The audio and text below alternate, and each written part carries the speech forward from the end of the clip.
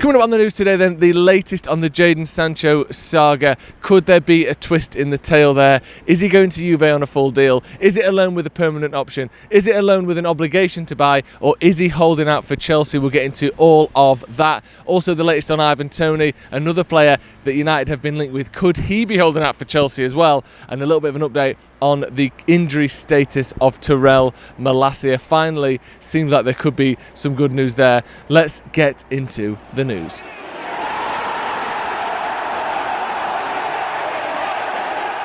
Hello and welcome to Stretford Paddock. My name is Joe. We're here outside Old Trafford, and you know what? It's cloudy, but that side is blue skies and that side is cloud, and the wind's going that way. So I think we're in for a good day personally. It's also the 29th of August, which means one thing: it is deadline day eve, which means there's going to be some big news today. And we'll start with some big news, and that is coming through the night from Gianluca Di Marzio, Italian football expert. Now, he's one of these who sometimes he says something that's absolute garbage, and other times he's very reliable. And I think typically, if it's Italian teams being talked about, Di Marzio is at his most reliable, and he has spoken through the night. And I want to preface this by referencing last night's RMC Sport article. And RMC Sport are a French publication that are genuinely quite reliable. I think they're considered sort of tier 2 in terms of reliability, just behind the likes of David Ornstein, Laurie Whitwell and Simon Stone. Now, they said that Manchester United had agreed a deal with Juventus for a deal with Jadon Sancho that would be a loan with an obligation to buy. That was what they said last night.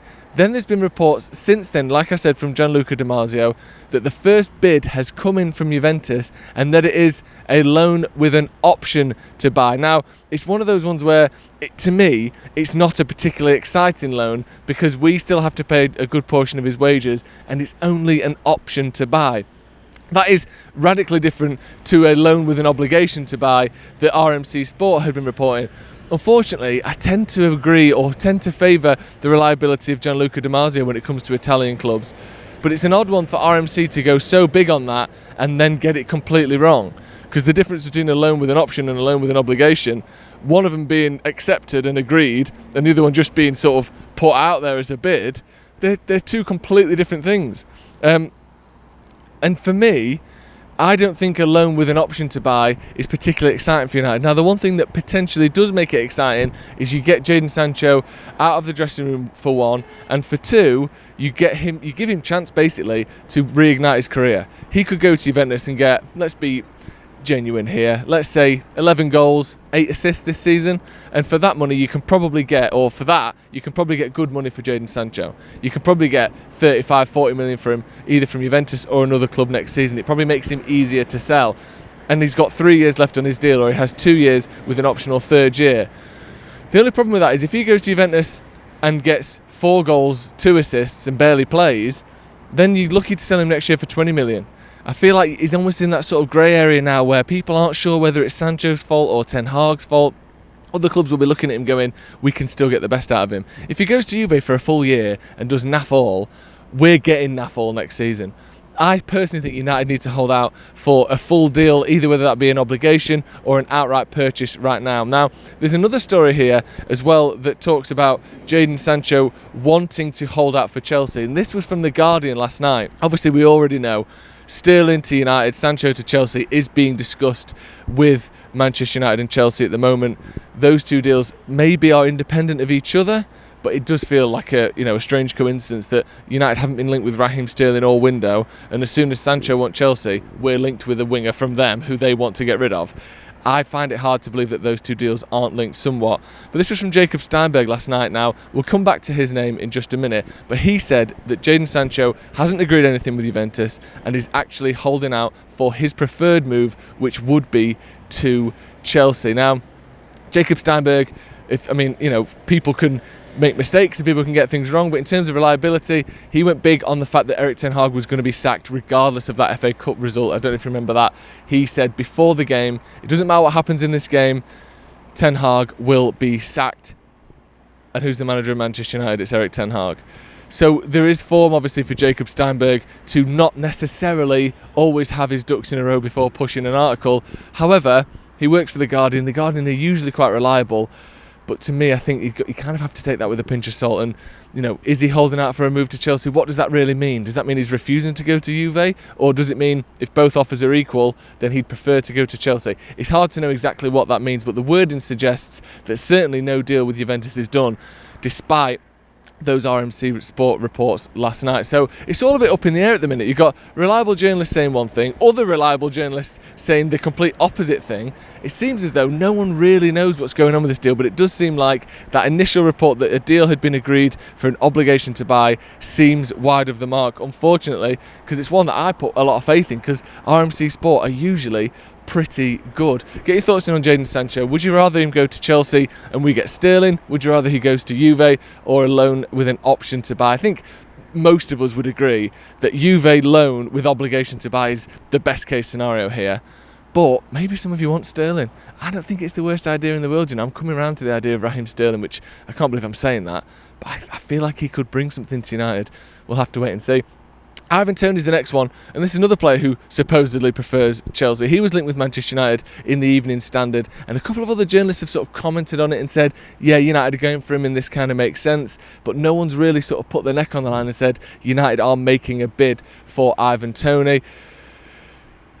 I don't really want Man United. I think this one might be a little bit of smoke and mirrors. I think this could be a little bit of game playing for Manchester United. In the same way we're sort of playing Juventus and Chelsea off each other for Jadon Sancho, I think this could be an extra layer of this going, actually, sorry Raheem Sterling, I know you wanted 250 grand a week, but we're going to give you 200, or we're signing Ivan Toney. I feel like United are a lot more political in this window. We're playing the politics side of transfers a lot better. We're putting pressure on people in different ways. We're putting bids in for players that maybe we aren't quite so interested in order to get the deals done that we want. We saw it with Scott McTominay. He was linked with every club under the sun. We saw it with Mazraoui. He was linked with West Ham. There was bids there just so then they could get Wan-Bissaka off the books. Like, it's all a bit more tricky now with United, and you kind of have to look a layer or two deep. Whereas in the past, we went, "Can we have Harry Maguire, please?" And they went, "Yeah, 80 million." Went, "Yeah, there you go." Like, now it feels a bit more complex, and to me, obviously, that's a good thing. United needed to be a bit more sneaky and tricky in the transfer market, and it feels like we're getting there. The Ivan Toney links, it's a little bit spurious, if I'm honest. We haven't seen a big boy journalist or a big girl journalist come out and say United want Ivan Toney and there is a genuine offer there, and we've only got, what, somewhere in the region of 35 hours left of the transfer window. It's going to have to happen soon. United need to make this deal soon if it's going to happen. I think for me, the one that is likely is Raheem Sterling, and Ivan Toney is potentially a bit of a smokescreen for that deal. A couple of other updates as well. Tyrell Malacia was filmed, I don't know when he was filmed, but it was released yesterday, of him actually training. He's wiggling in and out of some of those little spikes that you see stuck in the ground on a training ground. I mean, in fairness, he was going at a speed that I could do, so I don't know what that means for his knee health or whether he's ready to return to action, but the fact that he's back on grass, boots on, doing a little ball work, that to me is a good sign. He's 25 years old, he's been injured since he was 23, and that is actually a fact. So the faster we can get Tyrell Malacia back, the faster we can get Luke Shaw back as well, the better. Seems like it's a step in the right direction for him. Hopefully, you know, he's only, let's say, a month or two away from coming back. You don't know, do you, with Malacia? Because there was footage of him being back on the pitch in December, and then all of a sudden he's gone for, you know, nearly a year. So we'll have to wait and see with him, but hopefully things are moving in the right direction. And finally as well, if you missed it last night, Manchester United have been drawn against Barnsley right here at Old Trafford in the Carabao Cup third round. I think we can all agree it's a relatively favourable draw. But then there's this bit of controversy, isn't there, about the way the draw's been done this year. So I don't know if you saw the graphic. We'll put it on the screen now. And you can see there that the Europa League teams and the Champions League teams are basically not able to play each other in this round. Like in the Champions League, when the English teams can't play each other in the group stages, they've made it so that the two teams that are in Europe cannot play each other in the same fixture. So basically what it means is the smaller teams, or the teams that are in round two, have to play against a bigger team that's in Europe, which basically massively favours the big teams, massively favours the European teams. And you know, for some people, like I'm sure Bolton fans are happy that they get to get half the gate against Arsenal, but for other teams who genuinely want to have a chance of winning this trophy, you basically, you know, United and City could never play each other in this round. United and Arsenal, Chelsea and City could never play each other. And to me, that's a little bit unfair, that. I don't like that. I don't think that we should be having seeding in the Carabao Cup third round. This isn't the first round.